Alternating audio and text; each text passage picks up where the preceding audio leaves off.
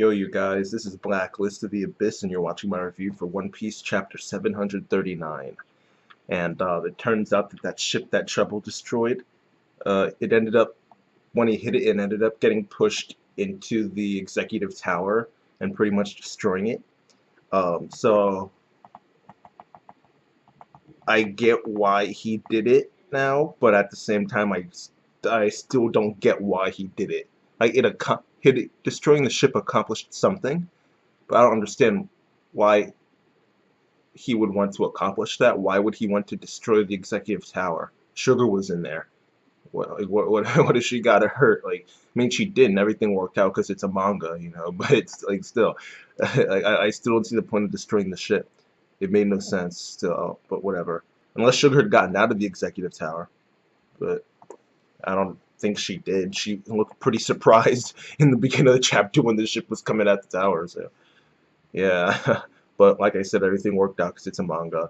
And all the Tontatta guys that were in there got captured. They were like on this sticky stuff that Trouble created that kept them from running away. Robin and Usopp were off somewhere, and Trouble gets some information from the Tontatta stuff we already knew, not a big deal. Um, and he mentions that the sticky stuff that they're on is flammable, so he throws like a match or a lighter or something on it, and it explodes. Of course, no one dies, but no one dies, and um, yeah, I mean it's Usopp. I don't know where Treble and Sugar went off to. He threw the I guess he used his speed to like get Sugar and get out of there quickly, because then Usopp and Robin went. Well, Usopp at least went over to where they were afterwards. So Treble and Sugar had to have left. Where they are now, I don't know, but whatever. Usopp tried to talk Leo into getting them to escape and leave, but they don't want to abandon their mission because they know that Soul can defeat Doflamingo once he's no longer a toy. All right, so they need to knock out Sugar. Um, and while all of this is going on, Soul, the soldier, is actually getting his butt getting his butt kicked by Lao G. Lao G over there in his freaking like diaper tights or whatever you want to call him. All right, with his skinny behind legs hanging out. Right, he's getting beaten by Lao G, and he has a flashback. He has a flashback of Rebecca.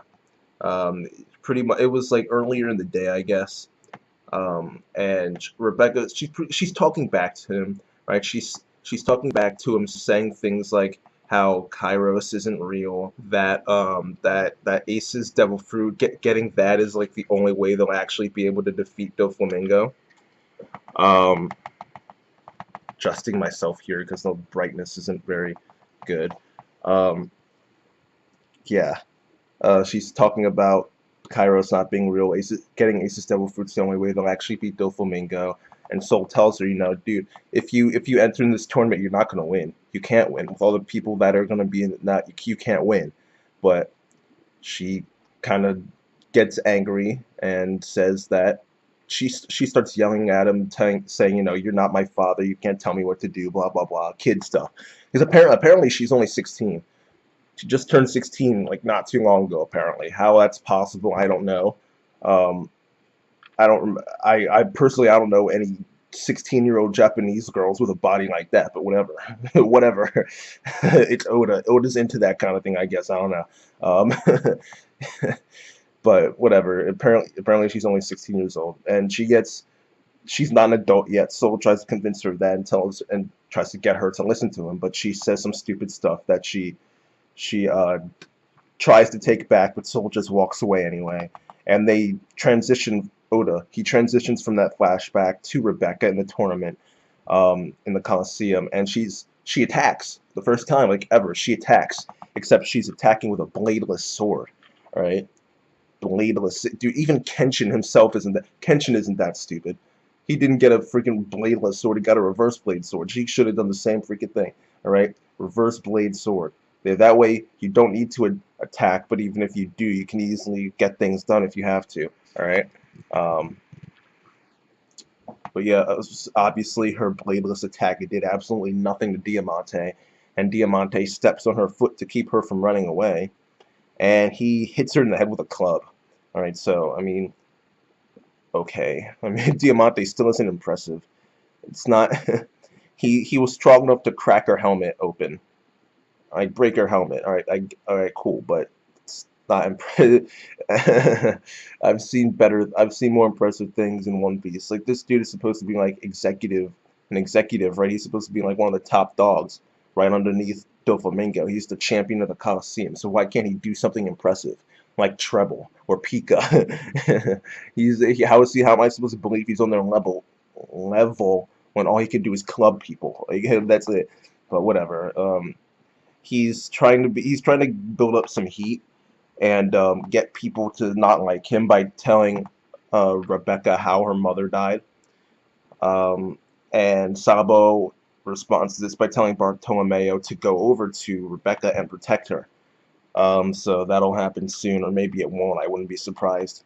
Whenever something in a One Piece gets interesting, Oda decides it'd be best to avoid it and not actually show it. Why, I don't know, but that's just how he is.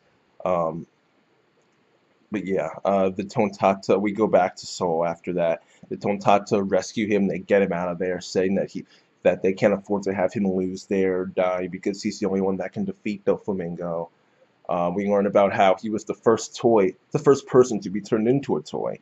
And when Sugar did that, she forgot to make the contract with him. So he's the only one who can go up against the Doflamingo family, the only toy. Um, which, I mean, you don't only have toys now, you have the Straw Hats with you, you know. Uso Land, you know, you got the guy who's a relative of Nolan, but you're kind of ignoring him and his whole crew. But apparently, Soul's the only one who could beat Doflamingo. And the reason why they say this is because he is Kairos, which it wasn't surprising. It especially became clear once Soul got annoyed, well, not annoyed, but he got disappointed at the fact that Rebecca, um, Rebecca said that Kairos isn't real and stuff like that. Um, that's when it's really started to become clear for me. I already had I had actually forgotten about Kairos, to be honest. But back when he was actually in my mind, I was thinking like Soul was a possibility for who Kairos was. The choices were like Soul and Ricky, but Ricky ended up not being Kairos, so it ended up being Riku. So Riku. That's some Toby Obito type of naming there. But yeah, but yeah. So it wasn't really that surprising that he was Kairos, but still, it's a big reveal for the arc. So yeah, I mean that's pretty much all I cared about in the chapter, to be honest. It really is. The stuff with Treble and the Tontata and Usopp, I just don't care. I don't care. Nothing's happening there. Treble, not so little is happening that Treble has to punch random ships just to make it look like things are happening. Well, that's technically not true because now at least they're aware that the rest of the Straw Hats are moving. But still, I mean, did we really need to go through all this just to let Treble know that the Straw Hats are moving? Uh,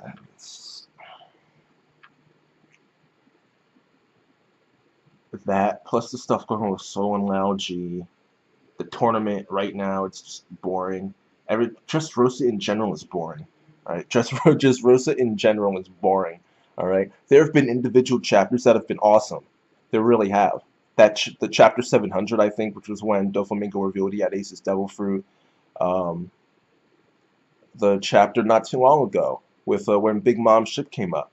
The chapter when Law and Doflamingo and Fujitora started to fight, or at least it looked like they were going to fight. Fujitora started summoning meteors, small ones, but meteors nonetheless. And there's so many exciting, awesome things that can happen in Dressrosa. But like I said earlier, Oda skips all of them. Okay, he skips all of them. As soon as something starts to get interesting, Oda decides to avoid it like the plague. All right.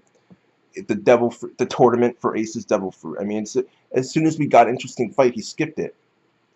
The fight that most people cared about was Luffy versus Don Chinchao, and he skipped to the end of that. So why? So he could show Bellamy more? Like why?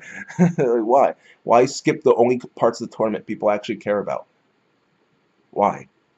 And now the fight right now, Sabo and Jesus Burgess. Jesus Burgess when he came in, that was great too. That was great too. When that chapter where the cliffhanger was Jesus Burgess coming in. Um, but like Jesus Burgess comes in, you've got Sabo in there, Diamante, who's supposed to be awesome, but he's really not. He hasn't done anything impressive yet. Um, and Rebecca, you have this fight going on, and you get like what, a page or two every other chapter for it. Like that's being avoided. Like I said before, Law versus Doflamingo and Fujitora, that was pretty much skipped. Freaking Big Mom ship. That was awesome seeing them come in, but they've been ignored ever since. What's going on with that? What's Sanji and the crew doing on the ship? Like, how's the progress getting the Zoe, getting Lost crew? Like, what's going on? Like, these are the interesting things that are happening, but Oda's skipping all of them to focus on bugs and the Tontata flying around. It's like making jokes and comedy in an arc that's supposed to be serious with the whole Doflamingo ruining Dressrosa, and the CP0 came in. What have they done? Nothing. It's just destroying the Smile Factory, trying to get Kaido to come in and destroy Doflamingo. Like, this arc, you would think is supposed to be serious, and I have no problem with comedy in a serious arc. But when the comedy completely replaces the plot, it's just like, well, not completely replaces, but it's like he cares more about making jokes than actually finishing what he started. What is Doflamingo doing right now? He knows the Straw Hats are moving, right? So what is he doing? He got angry, right? So why haven't we seen what's going on with him yet? Frankie's fighting Senor Pink and Machweiss. Why are we avoiding that too? There are all these interesting things going on at once, and Oda doesn't want to focus on any of the interesting things. I don't want to see Soul versus Lao G. I don't care about that. You can give me like 2 panels for that, and I'd be satisfied. Just all you need to do is show Soul being rescued and brought out. You don't need to show me Lao G kicking him and doing all this stuff and all this dialogue with the Tontata saying, "Oh, we'll save you, Soul, and we're gonna work together and defeat Lao G and blah blah blah." Like all this stuff and like all this it's not necessary. It's just like it's just boring. It just was just boring. There's not a single arc post time skip that has been good yet.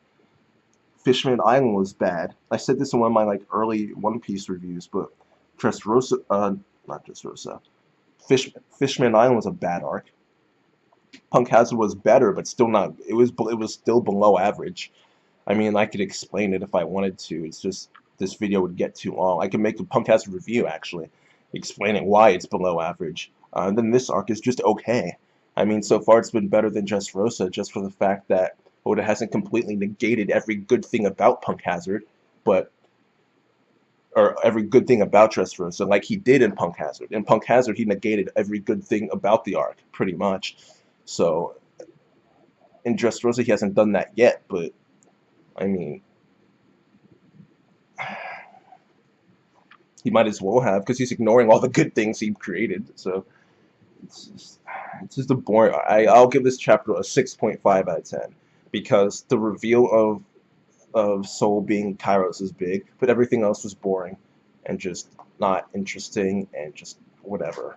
All right, it's just whatever. All right, I might put One Piece reviews on hold because it's actually like just reading One Piece right now is just like, do I really feel like reading it? I might put the entire series on hold. It'd be one thing if it was like Bleach, where I thought it was really good not too long ago, and then all of a sudden it just started getting mediocre and below average. But one thing, this is like the third arc in a row. I mean, I might put One Piece reviews on hold. I don't know. I don't know. I might just take it on a chapter by chapter basis. If I feel like reviewing the chapter, then I'll review it. If it's a good chapter, if it's a good chapter, I'll review it. How about that? That might be what I end up doing. Yeah, that might be it. But yeah, that's it for now. This chapter gets a 6.5 out of 10. That's it. Rate, comment, subscribe, and I'll see you guys next time.